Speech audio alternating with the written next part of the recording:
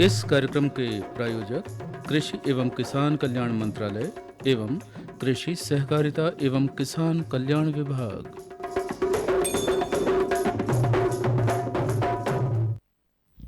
हमारे प्यारे किसान भाइयों और बहनों को कीर्ति और हेमा का सादर प्रणाम और राम राम। लीजिए, आज आपकी चौपाल सज चुकी है और हम लेकर हाजिर है आपका अपना पसंदीदा कार्यक्रम किसान वाणी। बिल्कुल कीर्ति, और आज का जो यह अंक है बहुत ही विशेष है, क्योंकि आज हम बात करेंगे उस सुनहरे बीज की जो कम लागत में आपकी तकदीर बदल सकता है, और साथ ही बात करेंगे उस सुरक्षा कवच की जो आपकी मेहनत को डिगने नहीं देगा। अरे वाह, बात जब किसान की मेहनत और सुनहरे भविष्य की हो तो मुझे कवि महोदय की चंद पंक्तियां याद आती है। हमारे किसान भाइयों के हौसले के नाम ये पंक्तियां समर्पित है। पसीने से सींचता है जो माटी की हर एक कोर, उसी के दम से उगती है खुशहाली की नई भोर। मौसम की हर मार से जो लड़ना जानता है, वही तो इस धरती को अपनी माँ मानता है। वाह, क्या बात है कीर्ति, बहुत ही सुंदर पंक्तियां हैं। और इसी मौसम की मार और अनिश्चितता को मात देने के लिए आज के कार्यक्रम में हमारा पहला विषय होगा, आज की बात के अंतर्गत, प्रधानमंत्री फसल बीमा योजना। हाँ हेमा, मौसम का मिजाज कब बदल जाए कोई नहीं कह सकता। कभी सूखा तो कभी बेमौसम बरसात। ऐसे में यह योजना हमारे किसानों के लिए एक ढाल की तरह है। बिल्कुल, सुरक्षा की बात तो हो ही गई, लेकिन मुनाफे को दोगुना कैसे किया जाए, ये हम जानेंगे हमारी आज की चर्चा में, जिसका विषय है तिल उत्पादन की उन्नत तकनीक। और आज के कार्यक्रम में होगा मनोरंजन, भजन और लोकगीतों के माध्यम से, और सुनेंगे कुछ संदेश भी तो। बिल्कुल कीर्ति, लेकिन उसके पहले हम अपने श्रोताओं को बता दें कि आज के कार्यक्रम में हमारे साथ हमारे मेहमान भी होंगे। मेहमान क्रम में हम सुनेंगे ग्राम कुंडा तहसील चौरे के पशु औषधालय से डॉक्टर श्री महेंद्र कुमार उइके जी से कृत्रिम गर्भाधान के बारे में, और आपसे बात करेंगी कीर्ति छछाने। तो देर किस बात की है हेमा, चलिए प्यारे से लोकगीत के साथ कार्यक्रम की शुरुआत करते हैं। बिल्कुल करते हैं।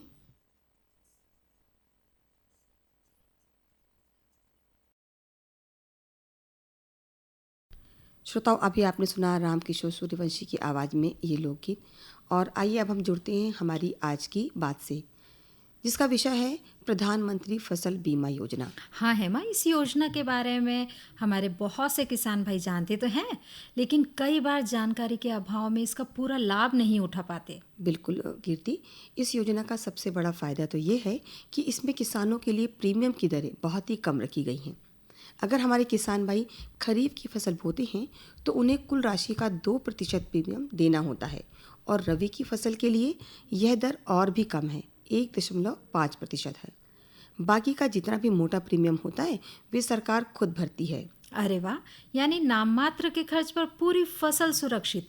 लेकिन हेमा, अक्सर किसानों के मन में ये बात आती है कि क्या बीमा सिर्फ तभी मिलेगा जब पूरी फसल बर्बाद हो जाए, या फिर कम नुकसान पर भी क्लेम मिल सकता है? बिल्कुल कीर्ति, इस योजना का जो दायरा है ना, बहुत बड़ा है। यह सिर्फ फसल कटने तक ही सीमित नहीं है। अगर सूखे या भारी बारिश के कारण किसान खेत में बुआई ही ना कर पाए तो भी बीमा राशि मिलती है। बिल्कुल, और फसल कटने के बाद अगर वह अगले 14 दिन तक खेत में सूखने के लिए रखी है और यह इस बीच बेमौसम बारिश या चक्रवात से खराब हो जाती है, तब भी किसानों को हर्जाना मिल जाता है। बिल्कुल, और यह तो सच में कमाल की बात है। यानी खेत से लेकर खलिहान तक पूरी सुरक्षा। पर मान लीजिए किसी प्राकृतिक आपदा से नुकसान हो गया हो, तो किसान भाई को सबसे पहले क्या करना चाहिए? देखो, इसमें नुकसान होने की स्थिति में हमें 72 घंटों के भीतर इसकी सूचना देनी होगी। इसके लिए हमें भाग दौड़ करने की भी ज़रूरत नहीं है। हमें बस सरकार के क्रॉप इंश्योरेंस ऐप का उपयोग कर सकते हैं हम, या फिर टोल फ्री नंबर पर कॉल कर सकते हैं, या फिर सीधे अपने संबंधित बैंक या जो कृषि अधिकारी हैं उन्हें सूचित कर सकते हैं। अरे वाह कीर्ति, यानी तकनीकी ने काम बहुत आसान कर दिया है। बिल्कुल आसान कर तो दिया फिर है। इस सुरक्षा कवच को पाने के लिए हमारे किसान भाई कहाँ जाएं और कौन कौन से दस्तावेज साथ ले जाएं? बहुत सीधा रास्ता है माँ। किसान भाई अपने नज़दीकी कॉमन सर्विस सेंटर या फिर किसी भी अधिकृत बैंक शाखा या सीधे नेशनल क्रॉप इंश्योरेंस पोर्टल पर ऑनलाइन आवेदन कर सकते हैं। हमारे किसान भाइयों को इसके लिए आधार कार्ड, बैंक पासबुक की फ़ोटोकॉपी, ज़मीन के कागज़, खसरा खतौनी और एक बुआई का प्रमाण पत्र चाहिए होता है। बिल्कुल, ये दस्तावेज तो ज़रूर लगते हैं। और बिल्कुल हेमा, और जो किसान भाई केसीसी धारक है ना, हाँ, जिन्हें केसीसी करा चुके हैं, उनका बीमा तो बैंक के माध्यम से आसानी से हो जाता है। बस उन्हें एक सहमति फॉर्म भरना होता है इसके लिए। ये तो कितनी अच्छी जानकारी है कीर्ति। हमारे कई किसान भाई इस योजना का लाभ जरूर ले रहे होंगे और कई किसान भाई अभी भी इससे रह गए होंगे। तो कोई बात नहीं हेमा, जो किसान भाई इस बार वंचित रह गए हैं, वो अगली फसल करते ही सबसे पहला काम प्रधानमंत्री फसल बीमा योजना से जुड़ने का करे। हाँ, और अब तक हमारे किसान भाई समझ भी गए होंगे कि खेती में मेहनत के साथ साथ सुरक्षा भी बहुत ज़रूरी है। बिल्कुल। तो किसान भाइयों बहनों, देर किस बात की, इस योजना से जुड़िए और अपनी मेहनत को सुरक्षित कीजिए। चलते चलते आज की इस विशेष चर्चा को समेटने से पहले ये कहूँगी कि सुरक्षा का हाथ थाम लो, जोखिम को अब मात दो, फसल बीमा का कवच अपनाकर खुशहाली की नई शुरुआत दो। फसल कटे या ना कटे, अब कोई न डर सताएगा, मेरे देश का हर एक किसान अब शान से मुस्कुराएगा। बिल्कुल हेमा, तो आज की बात को अब हम यहीं विराम देते हैं और सुनते हैं ये मधुर लोकगीत।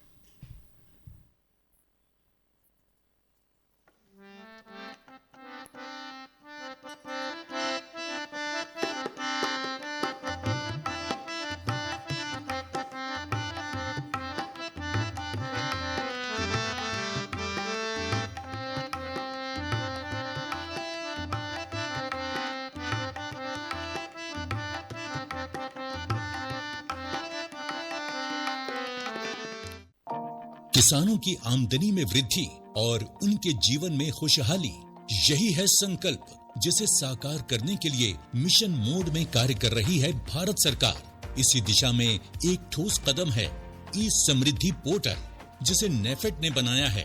इस पोर्टल का उद्देश्य पंजीकृत किसानों के लिए फसल की खरीद और पैसे के भुगतान की संपूर्ण प्रक्रिया को सरल और पारदर्शी बनाना है।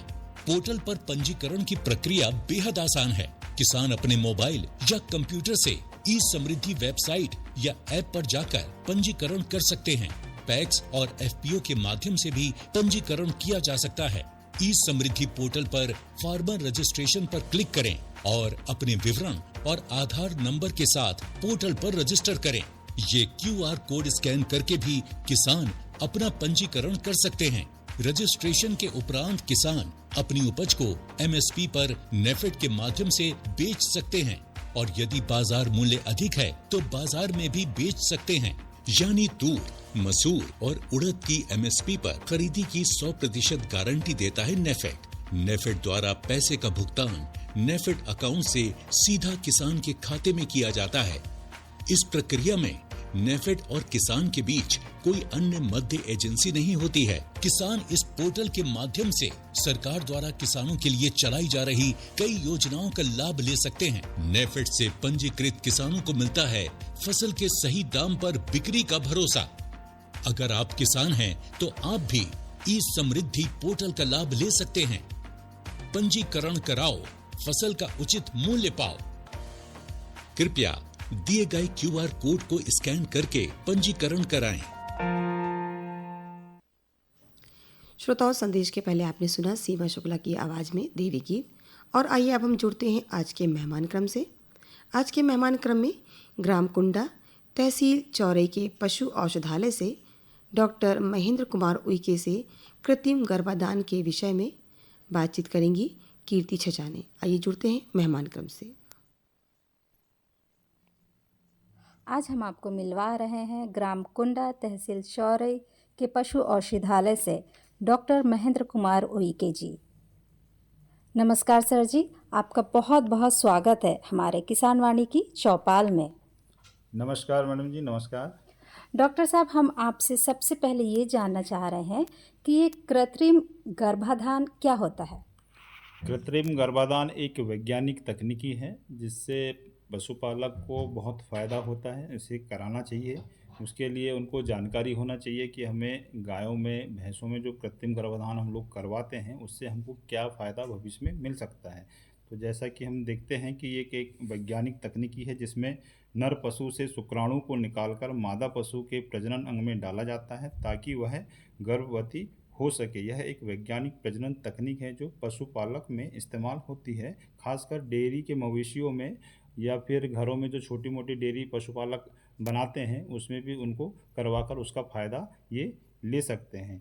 जैसे कि कृत्रिम गर्भाधान में खास तौर पे नस्ल सुधार के लिए किया जाता है और दुग्ध उत्पादन के लिए किया जाता है ताकि पशुपालक की आय भी बढ़ सके और उनके जीवन शैली में सुधार आ सके और नए नए नस्ल के जो पशु आएंगे उससे उनको अच्छी कीमत भी भविष्य में मिल सकता है और दुग्ध उत्पादन तो साथों साथ हो ही सकता है। इसलिए भी हर पशुपालक को अपने डॉक्टरों से, नज़दीकी संस्था के डॉक्टरों से संपर्क करके जानकारी लें और समय समय पर कृत्रिम गर्भाधान कराएं जिससे उनका फ़ायदा निरंतर बना रहेगा।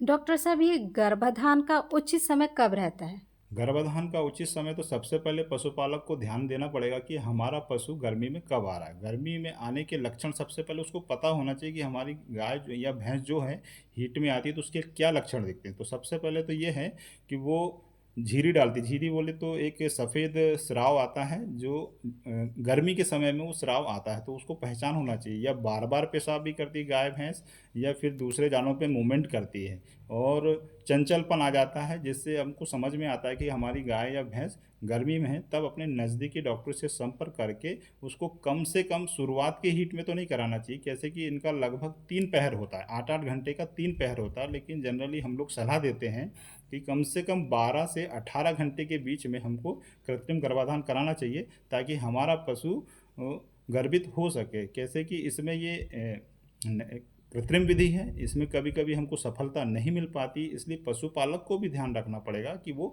उचित समय में डॉक्टर से संपर्क करके कृत्रिम गर्भाधान कराए ताकि उनको उसमें सफलता मिल सके। अच्छा, हमारा पशु कितने वर्ष का हो तब हमें कृत्रिम गर्भाधान कराना चाहिए? इसमें तो डिपेंड करता है कि हम जो भी हमारे पास बछिया होती है स्टार्टिंग पीरियड में उसका खान पान मेंटेनेंस कैसा कर सके ताकि वो जल्द से जल्द वो गाभिन होने के लिए तैयार हो सके। यानी शारीरिक हाव भाव देखना जरूरी है। उम्र पे डिपेंड नहीं करता, लेकिन हम अनुमानित बताया जाता है कि जैसे हम लोग क्रॉस ब्रीड पे जो क्रॉस करते हैं वो कम से कम 18 महीने के बाद यानी 1.5 साल के बाद वो गाभिन हो सकती है, हीट में आ सकती है। लेकिन समय समय पे उसको मिनरल्स वगैरह, कृमिनाशक दवा समय समय पे देना पड़ेगा ताकि वो उनका शरीर डेवलप हो सके, बच्चेदानी के ऑर्गन्स डेवलप हो सके, वो नेचुरल तरीके से हीट में आए और उसको हम लोग क्रॉस करा सकें। तो कम से कम मेरे हिसाब से तो 1.5 साल के बाद, 1.5 से 2 साल में ये गर्मी में पशु आ सकता है आराम से। क्या कई बार ऐसा होता है कि हमने कृत्रिम गर्भाधान कराया है पर हमारा पशु पुनः हीट पर आ जाता है, तब हमें क्या करना चाहिए? ऐसा जनरली देखने को मिलता है, कैसे कि ये एक कृत्रिम विधि है, इसमें हम ये तो नहीं देख सकते कि हम जो कृत्रिम गर्भाधान कराते हैं तो पहली बार में ही हमें सफलता मिल सकती है। जैसा कि मैंने अभी पूर्व में बताया आपको कि पशुपालक को भी ध्यान रखना पड़ेगा कि हमारा पशु हीट में आने के 12 से 18 घंटे के दौरान ही कराए, मिड हीट में कराए ताकि वो ज़्यादातर सफलता मिल सके। कभी कभी क्या होता है, पशुपालक डॉक्टर को फ़ोन करता है, डॉक्टर साहब हमारी गाय है या भैंस हीट में आ गई है। जी। हम लोग तुरंत पहुंच जाते हैं या आधा 1 घंटे बाद जाते हैं। जी। जनरली डॉक्टर लोग जाते हैं, देखते हैं कि उसका हीट पीरियड तो है तो वो कृत्रिम गर्भाधान कर देते हैं। लेकिन उसका समय हो सकता है कभी कभी हम लोग अर्ली हीट में कर देते हैं याई, तो उसमें हो सकता है कुछ परसेंटेज कम आते हैं। लेकिन कोशिश करें अपन मिड हीट में कराएं तो जल्दी से जल्दी उसको सफलता मिल जाती है उसमें। क्या इसके कराने से पशु में कुछ दुष्परिणाम भी देखने को मिल सकते हैं? नहीं, कृत्रिम गर्भाधान के दुष्परिणाम तो जनरली ज़्यादा हमको देखने को मिलते नहीं है। फिर भी पशुपालक को ध्यान रखना पड़ेगा कि हमारा जो पशु है उसमें किसी प्रकार का इन्फेक्शन अगर उसको डिस्चार्ज में समझ में आता है, हीट के दौरान डिस्चार्ज में मटमैला डिस्चार्ज या फिर पस टाइप का डिस्चार्ज समझ में आता है तो डॉक्टर से संपर्क करना चाहिए कि डॉक्टर साहब इस टाइप के जो इसमें स्राव आ रहा है ये वास्तव में ठीक ठाक है कि नहीं है। कभी कभी इन्फेक्शन होता है या सांड, जो भी सांड से हम लोग वीर से जो कृत्रिम गर्भाधान करवाते हैं तो कभी कभी देखने को मिलता है, मतलब माइनर है कि उसका दुष्परिणाम लोगों को देखने को मिलता है, लेकिन ऐसा हम लोग तो नहीं मानते हैं। फिर भी सावधानी बरतना चाहिए कि इसके ये जो हम कृत्रिम गर्भाधान कराते हैं इससे हमें किसी प्रकार की दिक्कत पशु को ना आए या उससे आने वाली बछिया बछड़ा को ना आए। तो दुष्परिणाम जनरली बहुत ही कम देखने को मिलते हैं, इसमें कोई घबराने वाली बात ऐसी नहीं है। डॉक्टर साहब, जब हम पशुओं में कृत्रिम गर्भाधान कराते हैं तो इसके कई फायदे भी होते होंगे। फायदे तो बहुत है मैडम जी, कैसे कि कृत्रिम गर्भाधान हमारे शासन प्रशासन या हमारे देश में इसकी जो तकनीक लाई गई है, इसका पहला तो ये है कि नस्ल सुधार। जी। कृत्रिम गर्भाधान से हमको नस्ल सुधार करना है, अच्छी नस्ल की बछिया बछड़ा हमको प्राप्त होता है। और दूसरी चीज़ दुग्ध उत्पादन, कैसे कि आज हमारे देश की जो आबादी दिनों दिन बढ़ते क्रम में है, तो सीधी सी बात है दुग्ध की डिमांड ज़्यादा होते जा रही थी। उसके लिए हमें क्या करना पड़ेगा कि उन्नत नस्ल की बछिया को लाना पड़ेगा, पैदा करवाना पड़ेगा, ताकि वो दुग्ध उत्पादन बढ़ती रहे। कि जनरली क्या होता है, देसी गाय हमें ज़्यादा संख्या में गाँव में मिलती हैं, जी। वो कम दूध देती हैं, खान पान तो जैसा भी रहता है, लेकिन अगर हम उन्नत नस्ल के देसी गायों में भी अपन कृत्रिम गर्भाधान करवाएंगे तो हमें नई नई उन्नत नस्ल के बछिया बछड़ा प्राप्त होंगे, जिनसे हम लोग क्रॉस दिनों दिन करवा के हम लोग दुग्ध उत्पादन बढ़ा सकते हैं, जिससे पशुपालक की आय दुगनी हो सकती है और दुग्ध उत्पादन भी बढ़ते रहेगा। जी, तो डॉक्टर साहब, अब चलते चलते हमारे पशुपालकों को आप क्या सलाह देना चाहेंगे? चलते चलते मैडम जी, पशुपालक को मैं तो यही सलाह देना चाहूँगा कि वो पशुपालन के प्रति अपना जो रुझान है हमेशा बना के रखें। ऐसा ना समझें कि इसमें हमें फ़ायदा नहीं हो रहा है, फ़ायदा बहुत है, बस उसको समझने की ज़रूरत है। नई नई तकनीक से पशुपालन करने की ज़रूरत है और डॉक्टरों से निरंतर संपर्क में रहेंगे, समय समय पर उपचार या टीकाकरण करवाते रहेंगे तो उनको निश्चित ही फ़ायदा ही होगा। इसलिए पशुओं को हमेशा अच्छे से रखें, पालें और उसका दुग्ध उत्पादन और कृत्रिम गर्भाधान करवा के हमेशा अपनी आय को भी दुगना बढ़ाने की सलाह मैं उनको देना चाहूँगा। जी डॉक्टर साहब, आपने अपना कीमती समय हमें दिया, इसके लिए बहुत बहुत धन्यवाद और हमारे सभी किसान भाइयों की तरफ से राम राम। राम राम जी, बहुत बहुत धन्यवाद। श्रोताओं, अभी आपने सुना मेहमान क्रम और अब कार्यक्रम संबंधी सूचना। किसान भाइयों बहनों, दिनांक 30 जुलाई 2026 दिन गुरुवार को आकाशवाणी केंद्र छिंदवाड़ा से शाम 7:20 से रात्रि 8 बजे के मध्य सजीव फोन इन कार्यक्रम हेलो किसानवाड़ी का प्रसारण किया जाएगा। इस कार्यक्रम का विषय होगा मक्का में पोषण एवं रोग प्रबंधन और विषय विशेषज्ञ होंगे डॉक्टर गौरव महाजन, विशेषज्ञ वरिष्ठ कृषि वैज्ञानिक, आंचलिक कृषि अनुसंधान केंद्र चंदनगांव छिंदवाड़ा। किसान भाई बहन हमारे फ़ोन नंबर 8989116346 पर अपनी जिज्ञासाओं का समाधान कर सकते हैं। फ़ोन नंबर एक बार फिर से सुनिए, 8989116346। किसान भाइयों, हमें अपने सवाल कार्यक्रम पूर्व व्हाट्सएप के माध्यम से भी भेज सकते हैं। हमारा व्हाट्सएप नंबर है 8602262263। व्हाट्सएप नंबर फिर से सुने, 8602262263। तो किसान भाइयों बहनों, सुनना ना भूलें सजीव फोन इन कार्यक्रम हेलो किसानवाड़ी, प्रसारण 30 जुलाई 2026 दिन गुरुवार को आकाशवाणी केंद्र छिंदवाड़ा से शाम 7:20 पर। सूचना समाप्त हुई। और श्रोताओं, आइए अब हम आगे बढ़ते हैं और जो महत्वपूर्ण संदेश आ रहे हैं उन्हें सुन लेते हैं।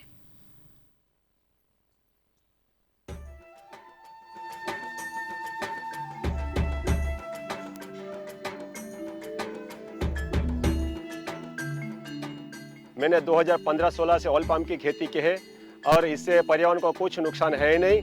और इनका जो पेड़ पौधा होता है, इनसे हम मल्चिंग भी यूज करते हैं और इनका यूज से हम काफ़ी सारा ज़मीन में नमी लेते हैं। और इनके अंदर इंटरक्रॉप जो है, जो कपास वगैरह लगाते हैं तो हम डबल गुण आय लेते हैं और अच्छा रहता है। ऑयल पाम का खेती में दान और गन्ने से कम पानी लगता है। इसमें गवर्नमेंट का तरफ से ड्रिप सिंचाई के लिए पैसा भी दिया जाता है। ऑयल पाम की खेती के लिए मुझे सरकार ने पौधे सीडलिंग देते हैं। वो जब बड़ा हो जाता है, जो फल जो देता है, हर महीने सरकार उसी फल खरीदने के लिए एक रेट बना के देते हैं। वही रेट पे कंपनी खरीद लेते हैं। मैं काट के इकट्ठा कर देता हूँ, कंपनी उठा के ले जाते हैं।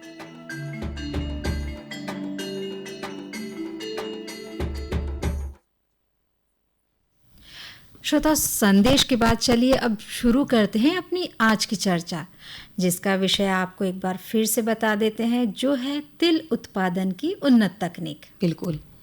श्रोताओं, तिल उत्पादन के लिए हम सबसे पहले जान लेते हैं कि तिल की खेती के लिए किस प्रकार हम खेत की तैयारी करें। वैसे तो हम तिल की खेती अलग अलग प्रकार की मिट्टियों पर कर सकते हैं, लेकिन तिल के अच्छे उत्पादन के लिए हल्की रेतीली दोमट मिट्टी अच्छी मानी जाती है। बिल्कुल। और जब तिल की बोनी करना हो ना, अपने खेत तो तैयार कर लिए, पर अब जब बोनी करना है उसके पहले खेत को 2 से 3 बार जुताई कर हल से या कल्टीवेटर से करने के बाद पाटा ज़रूर लगाना चाहिए। जी हाँ, जब हमारा खेत तैयार हो जाए तब तिल के बीजों को थीरम 3 ग्राम या 1 ग्राम कार्बेंडाजिम प्रति किलोग्राम बीज की दर से उपचारित करके ही बुआई करें। बिल्कुल। सामान्य तौर पर हम तिल को छिटक कर बोते हैं, पर अधिक उत्पादन के लिए हमें कतार में बुआई करना चाहिए। इसके लिए कतार से कतार की दूरी 30 सेंटीमीटर से 45 सेंटीमीटर रखना चाहिए और पौध से पौध की दूरी 15 सेंटीमीटर रखना चाहिए। बिल्कुल। और अब हम तिल की कुछ उन्नत प्रजातियों के बारे में बता दें। इसकी उन्नत प्रजातियों में शेखर, TKG 308, प्रगति जवाहर, तिल 12, जवाहर तिल 14, कंचन और कई किस्में और भी हैं जो अच्छा उत्पादन दे सकती है। और हमें अधिक उपज प्राप्त करना हो तो उसके लिए भूमि की तैयारी के समय 10 टन प्रति हेक्टेयर की दर से गोबर की खाद जरूर मिलाना चाहिए। जी हाँ। और खरपतवार प्रबंधन के लिए 15 से 20 दिन बाद पहली निदाई करना चाहिए और दूसरी निदाई आवश्यकता होने पर 30 से 35 दिन बाद करें। किसान भाइयों, हम कोई भी फसल लगाएं उन्हें कीटों और रोगों से बचाना बेहद ज़रूरी है। तिल की फसल में भी जो कई प्रकार के जो कीट होते हैं वो फसल को नुकसान पहुंचाते हैं।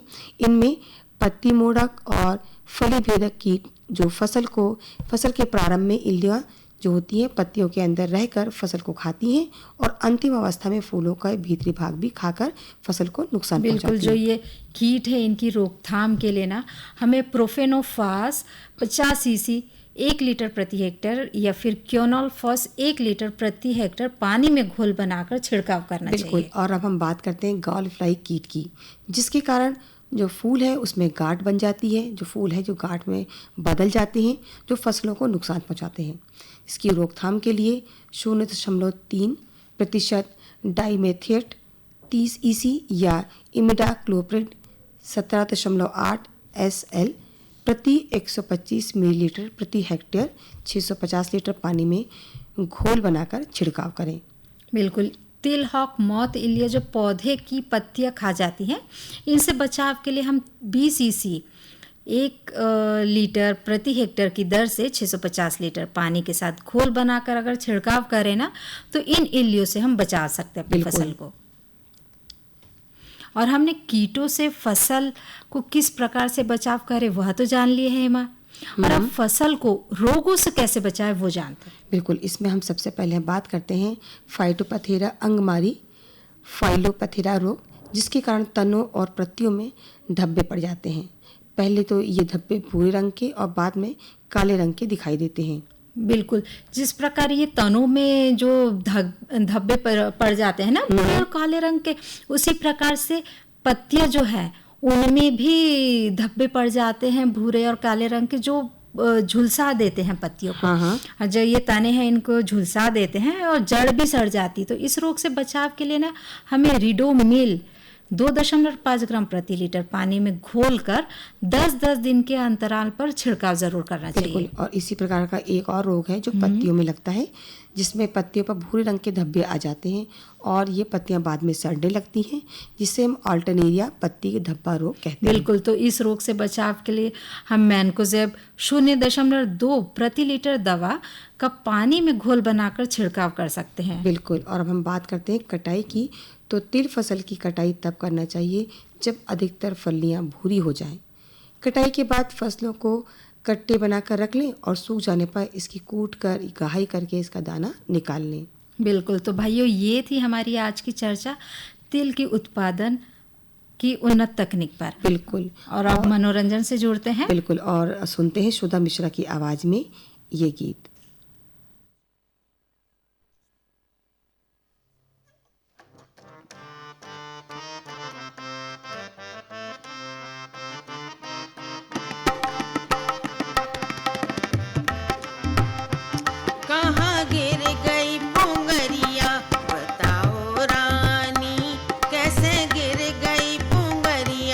बताओ गिर गई पुंगरिया भई बदनामी, कहाँ गिर गई पुंगरिया।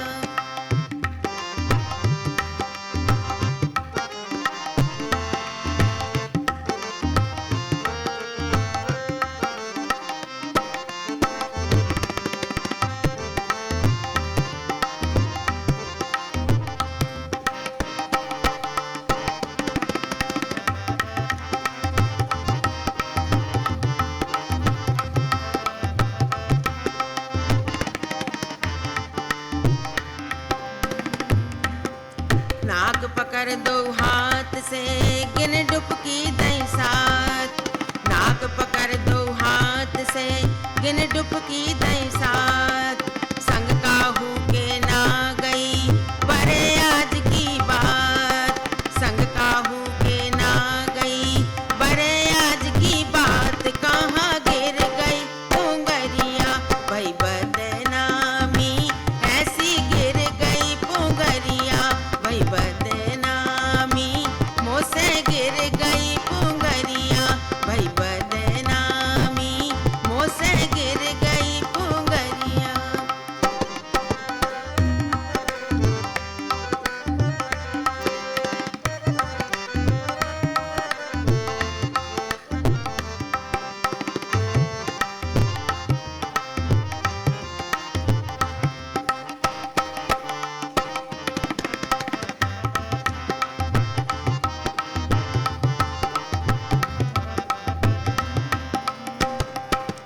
कंगना कील लगी रही बिंदिया रही लिलार, कंगना कील लगी रही बिंदिया रही लिलार। पावन में बिछिया गसी जम गसे थे मोटे तार, पावन में बिछिया हती जिम गसे थे मोटे तार। मोसे गिर गई पुंगरिया भई बदनामी, मोसे गिर गई पुंगरिया भई बदनामी। कहाँ गिर गई पुंगरिया बताओ रानी, मोसे गिर गई पुंगरिया।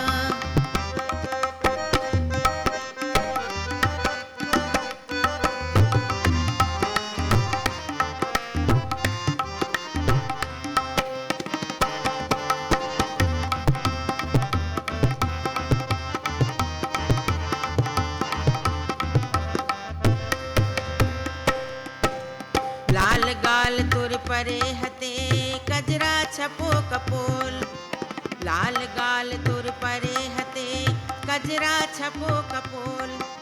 साड़ी में सुकुरन रही बातें रही मटोल। इसी लोकगीत के साथ अब समय हो चला है आप सभी श्रोताओं से विदा लेने के लिए।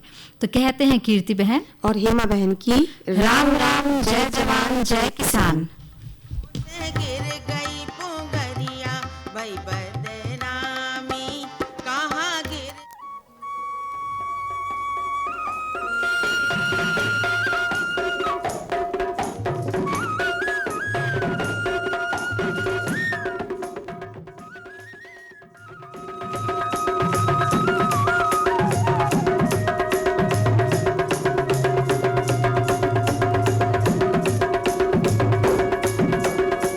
इस कार्यक्रम के प्रायोजक कृषि एवं किसान कल्याण मंत्रालय एवं कृषि सहकारिता एवं किसान कल्याण विभाग।